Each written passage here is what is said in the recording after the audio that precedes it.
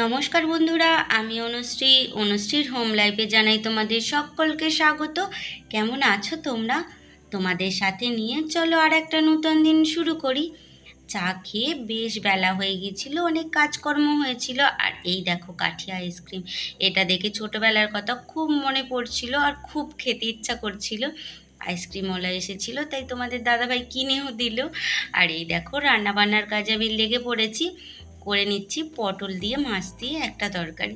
সাধারণ সিম্পল একটা তরকারি, সেইভাবে শেয়ার করলাম না। পটলগুলো ভেজে তুলে নিলাম, আর এই যে পেঁয়াজগুলো দিয়ে তার মধ্যে আলুগুলো দিয়ে একটু ভাজা ভাজা করে রুটিন যে মশলাগুলো থাকে সেগুলো দিয়ে এই যে তরকারিটা আমার হয়ে গেছে, নামিয়ে নিলাম। আর দেখিয়ে দিলাম তোমাদেরকে আজ কেমন হয়েছে তরকারিটা। আর এই যে তেলের ওপরে দিয়ে দিলাম শুকনো লঙ্কা আর রসুন আর পেঁয়াজ কুচি। করে নেব শাক ভাজা।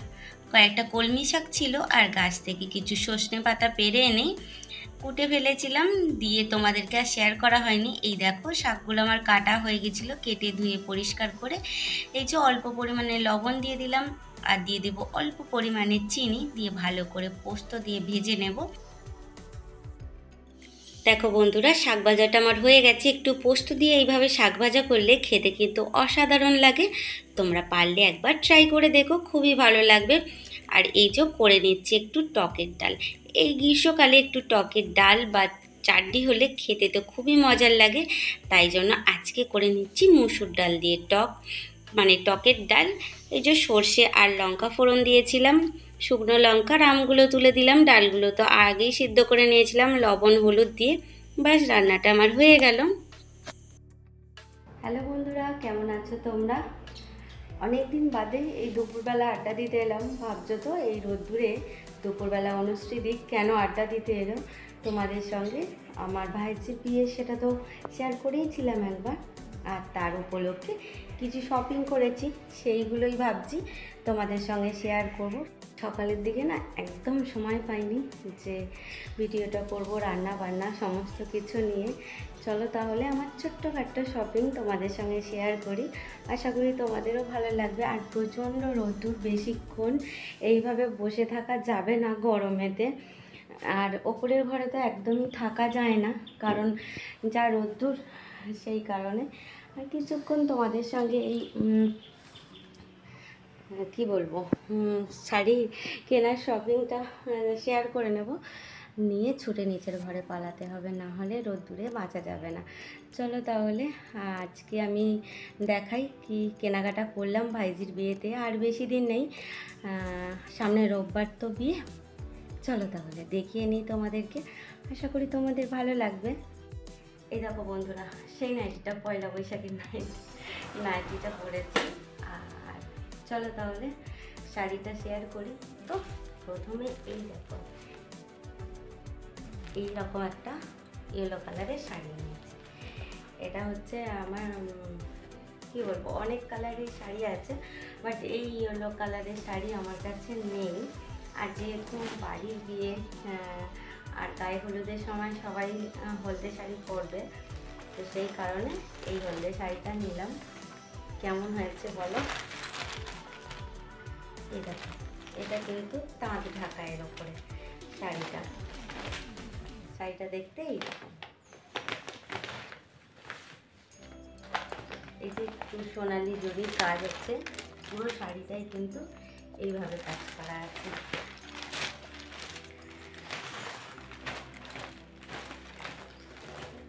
তো বন্ধুরা, আমার এই শাড়িটা কেমন লাগলো তোমরা অবশ্যই জানিও কিন্তু। আরেকটা শাড়ি কিনেছি। এই শাড়িটা অনেকদিন আগে আমি পছন্দ করেছিলাম, পছন্দ হয়েছিল আমার। তো ভেবেছিলাম যে বিয়েবাড়ির সময় কিনবো। দুর্গাপুজোর সময় থেকে আমার শাড়িটা খুবই পছন্দ হয়েছিল, কিন্তু কি বলতো, কোনো অকেশান ছাড়া এই ধরনের শাড়ি পরা বা কেনাটা সম্ভব নয়। সেই কারণেই একটু দেরিতে কিনলাম। আর তখন পুজোর সময় কিনে নিলে তো আর বিয়েবাড়ির সময় নতুন নতুন শাড়ি হতো না, সেই কারণে। চলো তাহলে শাড়িটা খুলি। দেখো বন্ধুরা, প্রচুর পরিমাণে ভারী একটা বেনারসি শাড়ি নিয়েছি। দেখো পাটটা এইরকম,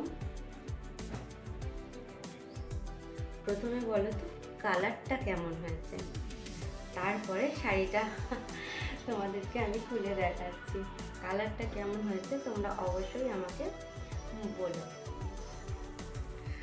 আর আঁচলটা দেখাচ্ছি।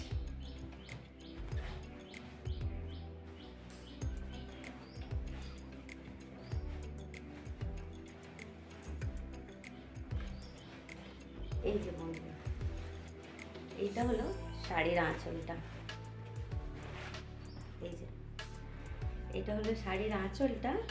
আর মেঝেটা আরেক রকম আছে কাজ। এই যে এটা দেখ, মানে ডিজাইনটা কেমন হয়েছে দেখো তোমরা।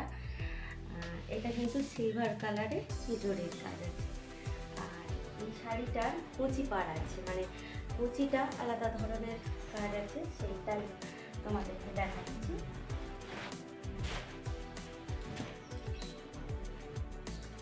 এই যে এইটা হলো কুচির কাছে পড়বে।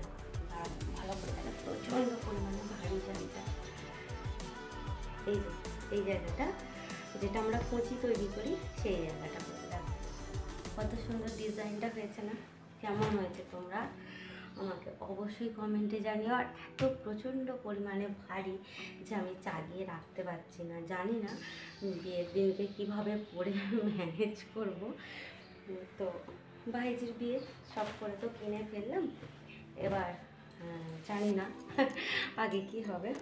দেখো আমি গায়ে ফেলে তোমাদেরকে দেখাচ্ছি কালারটা কিন্তু ক্যামেরাতে কতটা আসছে জানি না, ঠিক তুতে কালার বা স্কাই কালার যেটা হয় সেটাই। তো এই কিছু কেনাকাটা করেছি আমি বিয়েবাড়ি উপলক্ষে। কেমন হয়েছে আমার শাড়ি দুটো তোমরা অবশ্যই কিন্তু বলো। বাকি টুকটাক যেগুলো হয় বিয়েবাড়ির সময় কেনাকাটা সেগুলো তো করবোই। আরও কিছু মানে শাড়ি টাড়ির মধ্যে হয়ে গেছে, এবার ব্লাউজ পিসটা তৈরি করাতে দিতে হবে। ওই শাড়িটা এই যে এই শাড়িটা একটা ব্লাউজ কিনতে হবে। এইরকম টুকটাক চলছে আর কি। দেখো বন্ধুরা, তোমাদের সঙ্গে কথা বলতে বলতে প্রচণ্ড পরিমাণে ঘেমে যাচ্ছি, প্রচুর গরম। আর বাইরের দিকটা দেখবে তোমরা, দেখেছো কি রোদ্দুরের তাপ, টেকা খুব মুশকিল। তোমাদের ওখানে কেমন গরম পড়লো? নিশ্চয়ই প্রচুর গরম। এত গরম এবছর যে ধারণার বাইরে। জানি না বিয়ে বাড়ির সময় কি হবে, একটু বৃষ্টি হলে তো হয় না, এখনো পর্যন্ত কোনো বৃষ্টির গন্ধ নেই। চলো বন্ধুরা, শাড়িটা একটু গুছিয়ে নিই, না হলে নষ্ট হয়ে যাবে। আর চলো তোমাদের সামনে রেখেই শাড়িটা আজকে গুছিয়ে নিই।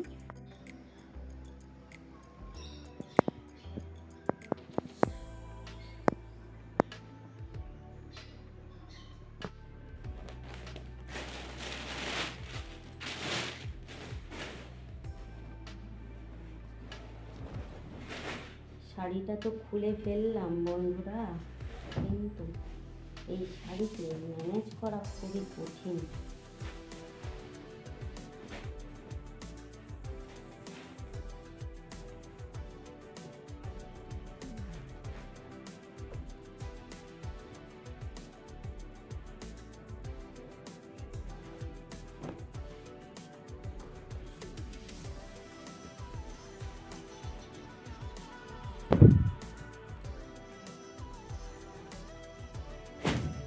একটা কথা বন্ধুরা, তোমরা যেভাবে আমাকে সাপোর্ট করে চলেছো, আমি প্রতিদিনই তোমাদেরকে মন থেকে অনেক অনেক ধন্যবাদ জানাই।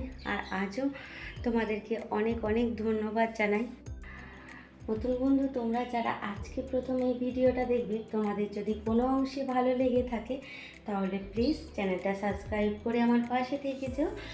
আর আমার সকল বন্ধুদেরকে বলবো একটি লাইক দিতে ভুলো না যদি ভালো লেগে থাকে আমার ভিডিওটা। আর কি, আর এই রোদ্দুরের মধ্যে, এই গরমের মধ্যে ওপর ঘরে থাকবো না, চলে যাবো নিচের ঘরে।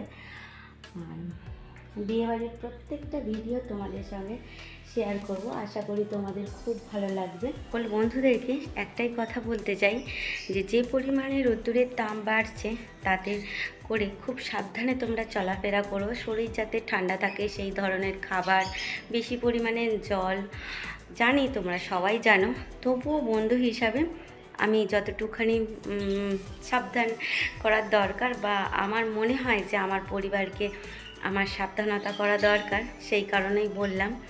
দেখো, বেরোতে তো আমাদের রোজেরই হবে, যারা বাইরে পড়াশোনা কাজকর্ম করছো, যারা আমরা সংসারে থাকি আমাদেরকেও সমস্ত কাজ করতে হবে, কিন্তু শরীরের সমস্ত খেয়াল রেখে কাজ করাটাই ভালো।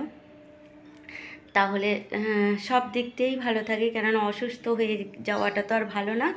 আর অসুস্থ হয়ে গেলে সেই মানুষেরটা অসুস্থ তো হবেই, সাথে সাথে পরিবারের সকল মানুষই ব্যস্ত হয়ে যাবে, ফলে সকলেরই অসুবিধা। সেই কারণেই বললাম যে তোমরা ভালো থেকো, নিজেদের খেয়াল রেখো, সুস্থ থেকো।